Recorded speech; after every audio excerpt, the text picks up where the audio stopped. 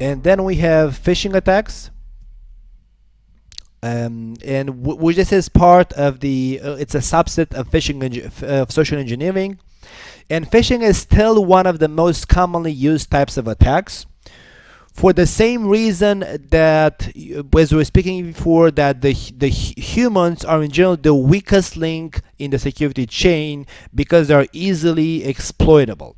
For the same reason, phishing, because it's an attack not against the computer, but it's an attack against the people, it's against human being, making them leak sensitive information. That's why it's still commonly used and actually still very powerful. So phishing is still one of the most commonly used types of attacks. Likewise, it's based on people vulnerability.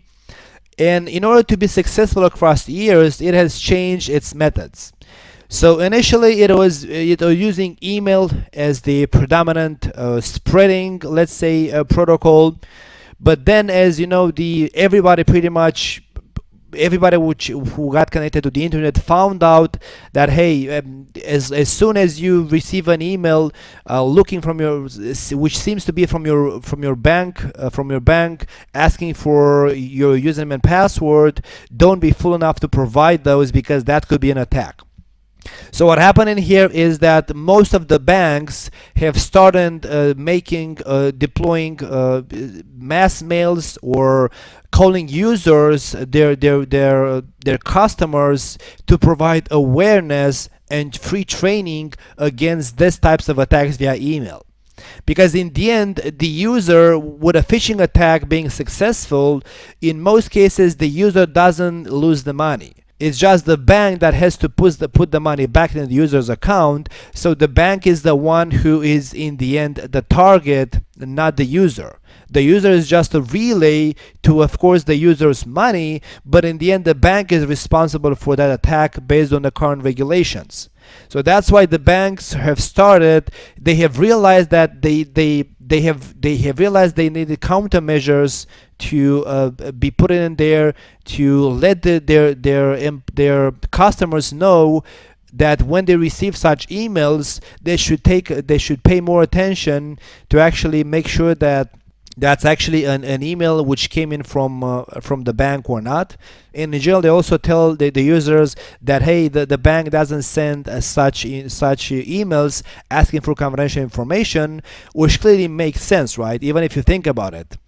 Like, why would a bank send you an email asking you for username and password for whatever reason? Because those are things that only you should know and nobody else.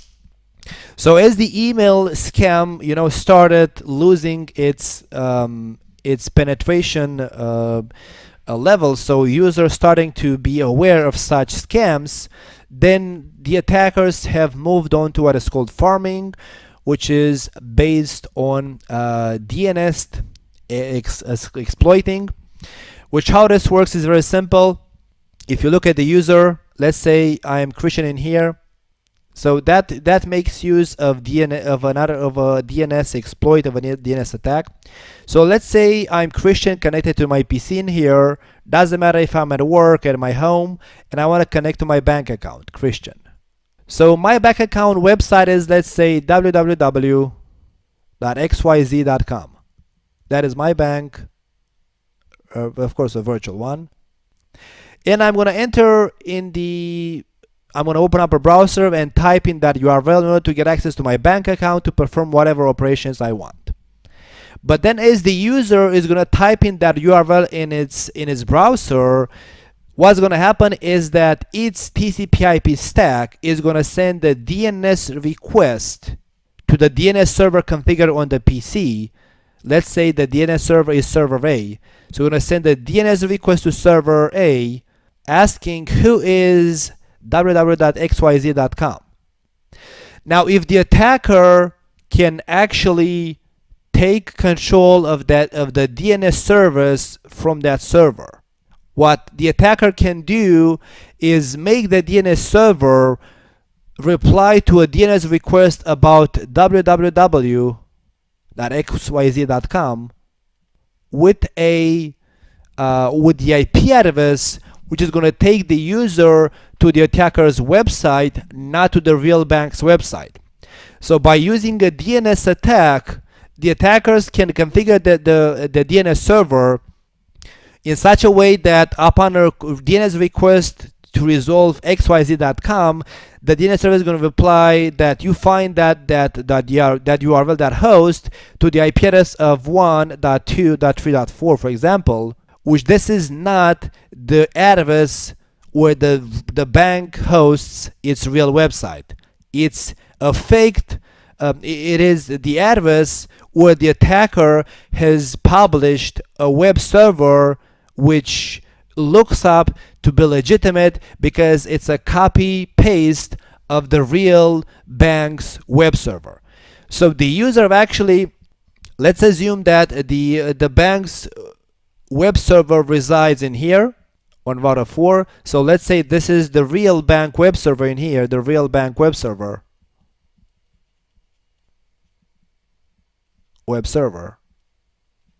But the user never gets a chance to access that web server because DNS has returned another IP address, which is going to direct the user to here, where this is 1.2.3.4, and it's a replica of the bank web server, so it looks identical to the bank's web server.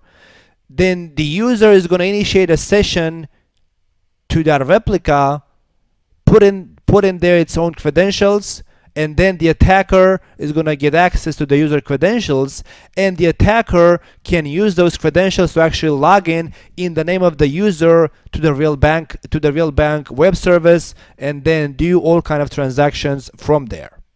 So this is clearly more sophisticated, and this is clearly a very technical attack, the farming attack, which pretty much there's nothing that the user can do, unfortunately, because that website, for example, so after the user is going to enter its credentials in the wrong website and is going to actually leak its credentials to the attacker, then the attacker can actually send back a message looking authoritative saying sorry, wrong username and password, or sorry, service unavailable. And then the user states if the web page returns a sorry, service unavailable as the user puts in its credentials, then the user is gonna believe that, hey, my bank currently has a problem, I'm gonna come back later. And the user doesn't realize that he actually leaked its username and password to the attacker. So then the attacker can log in by using its credentials and basically doing all kinds of transactions in its name. It has also evolved to phone calls. It is called phishing. So the same kind of credential asking is done via phone, or then to SMS messages, which is called smishing. So like users get various SMS messages which look legitimate, showing up from the bank, where the attacker states something like, this is a basic security check. We want to make sure that your account is still functioning because we had a incident in our network. Please send us back the username and password, or please log onto your account now by using this URL, and they give to the user a wrong URL. So all those kind of things.